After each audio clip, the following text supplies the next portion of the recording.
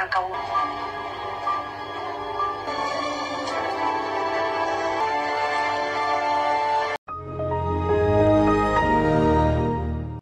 Pada episode sebelumnya, Kinara bersama dengan Dr. Dirga mendatangi Pak Karna. Pak Karna sempat mengira mereka datang untuk memberikan undangan pernikahan.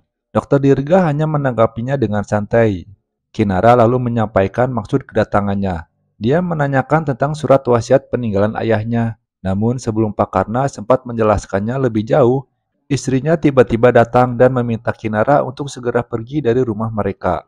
Dr. Dirga sempat menjelaskan maksud kedatangannya, akan tetapi istrinya mengatakan jika dirinya ingin hidup tenang dan jangan pernah untuk datang ke sini lagi. Surat wasiat Bapak.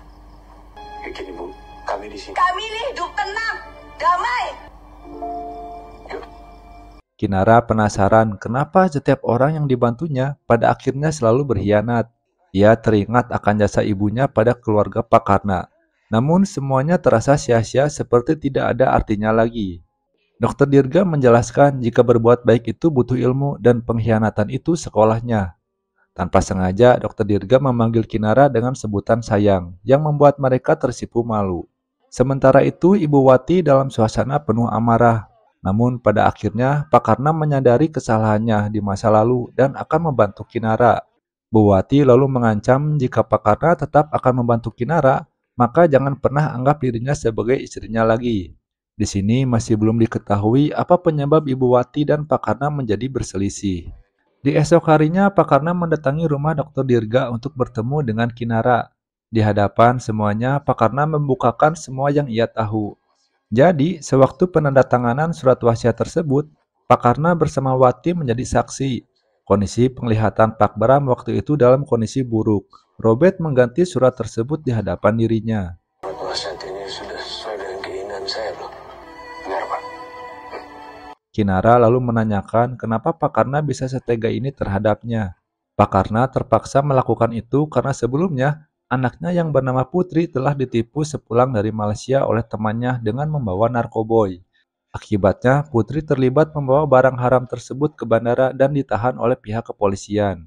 Situasi pada saat itu Kinara sedang mengurus urusan perceraian dengan Andreas, sehingga Pak Robert membantunya hingga Putri terbebas dari tuduhan. Sebagai bentuk permintaan maaf, Pak Karna memberikan sebuah flashdisk kepada Kinara yang berisi tentang rekaman CCTV. Kinara kemudian melihat rekaman CCTV tersebut. Di sana terlihat Sandra yang merasa dirugikan oleh isi surat wasiat. Karena di dalamnya tidak tercantum nama Aluna sebagai ahli waris, meskipun Aluna adalah anak tirinya. Oleh sebab itu, Sandra dengan tega membunuh Pak Bram dengan sebuah bantal. Melihat itu semua, amarah Kinara kembali memuncak. Ia tak menyangka jika sebenarnya ayahnya telah dibunuh oleh Sandra bukan oleh penyakitnya sendiri.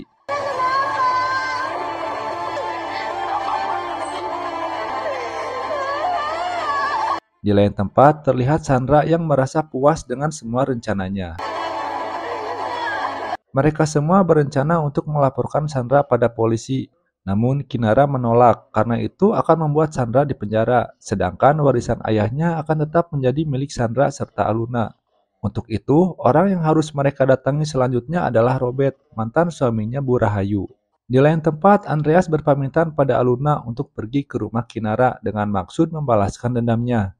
Namun Aluna bersikeras ikut dengan Andreas karena ia ingin melihat Kinara tersiksa. Meski sebelumnya Andreas menahannya karena kondisi Aluna yang tengah hamil. Mereka pun mendatangi rumah Kinara yang terlihat kosong. Di sana mereka melihat Kinara yang sedang asik menonton TV. Tanpa berpikir panjang, saat itu juga Andreas memukul Kinara dari arah belakang. Tapi sayangnya, orang yang dia pukul adalah Sandra.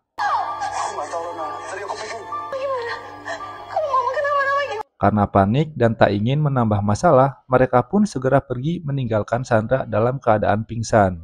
Keesokan harinya, Kinara bersama Dr. Dirga mendatangi kantor Robert. Namun si satpam memberitahu jika sekarang Pak Robert jarang masuk karena dia menderita penyakit kanker. Di malam harinya, sepulang kerja, Dr. Dirga memberitahu Kinara jika ternyata Pak Robert memeriksa penyakitnya di rumah sakit tempat kerjanya, dan besok adalah jadwal check up-nya bersama Dr. Margaret.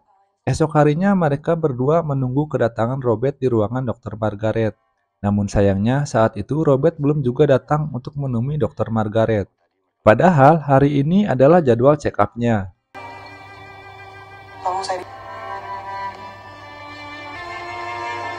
Tak lama kemudian, Bu Anin menelepon Dr. Dirga untuk meminta bantuannya. Bu Anin telepon. Ternyata Bu Anin melihat Robert pingsan di pinggir jalan. Dia segera menelepon Dr. Dirga lalu membawanya ke rumah sakit. Ketika tersadar, sebenarnya Robert merasa takut jika bertemu dengan Dr. Dirga serta Kinara, karena dia merasa bersalah pada mereka berdua. Di sana Robert mengakui kesalahannya. Dia telah mengubah semua isi surat wasiat ayahnya Kinara hingga jatuh ke tangan Sandra dan Aluna. Namun di sini belum diketahui alasan kenapa Robert bisa setega itu melakukan semuanya pada Kinara. Dan untuk mengetahui semua itu, kita tunggu saja kelanjutan series Balas Dendam Istri yang Tak Dianggap di episode selanjutnya. Saya pamit undur diri, wassalam.